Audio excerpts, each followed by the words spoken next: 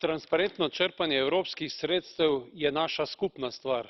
To ni stvar posamezne države, še posebej ne, če se v posameznih primerih razpišejo tudi v časopisih, kot je New York Times, kar je bilo primer za gospoda Babiša.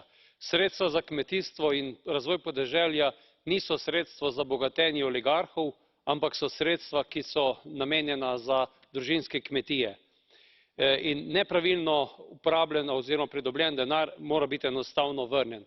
Podpiram tudi predlog, ki ga je pripravil prejšnji komisar Hogan, da v bodoči finančni perspektivi omejimo zgornji znesek in da je ta znesek toliko majhen, da bo prišel prav res za razvoj družinskih kmetij, ne pa da bodo ta denar koristile ali najrazličnejši oligarhi ali kraljeve družine. Na takšen način mi ne bomo dobili zaupanja evropskih volivcev, v kolikor bo šel denar v takšne roke. Zato denar mora biti transparentno porabljen, nepravilno prejet denar pa vrnjen.